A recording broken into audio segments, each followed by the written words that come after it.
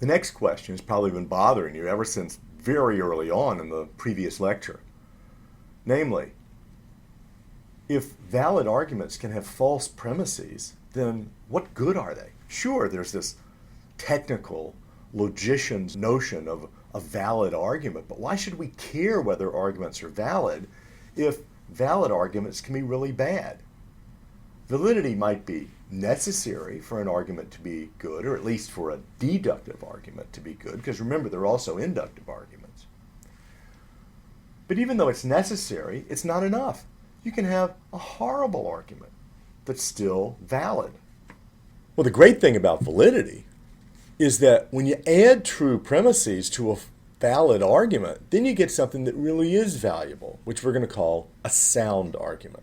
Because if you know that the premises are true, and you also know that it's not possible for the premises to be true and the conclusion false, then you know the conclusion must be true. So in a sound argument, the conclusion has to be true. And that is what makes it valuable.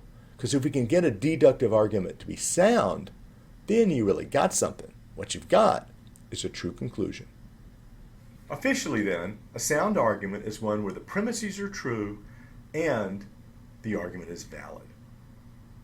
And we've got the same combinations of truth and falsity as possibilities that we had in valid arguments. You can have both premises and conclusion are true, and then if it's valid, the argument's sound, and if it's not valid, it's not.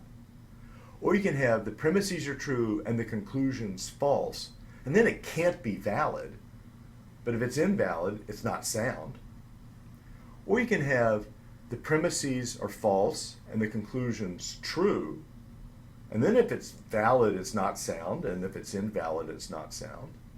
Or you can have both the premises and the conclusion are false, and then it's not going to be sound whether it's valid or not.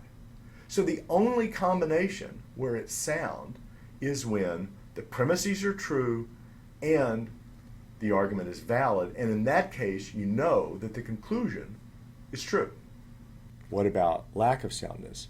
Well, there are two ways for an argument to fail to be sound, namely, either the argument can be invalid or one of its premises can be false. So it's a lot easier for an argument to be unsound.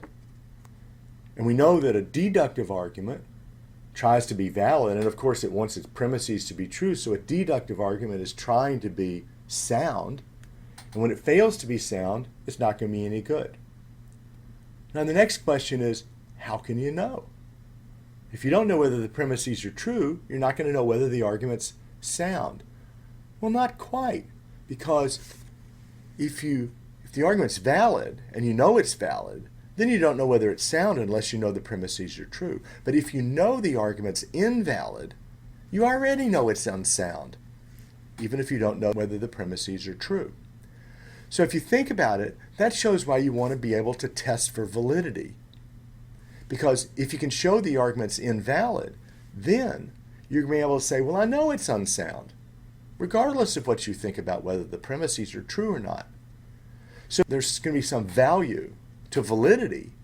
Namely, if you can show it's invalid, you're going to show it's unsound, and that means that the deductive argument didn't get what it wanted. So validity is going to be necessary for soundness, and soundness is going to be important because it guarantees the truth of the conclusion. And then validity derives its value from the fact that if it's not valid, it's not sound. Okay, now there's a lot more to say about validity, and we'll say a lot more about validity when we get to formal logic in the second part of this course. But for now, we're just going to stick with this pretty intuitive notion of validity and see how we can use this notion of validity to reconstruct arguments.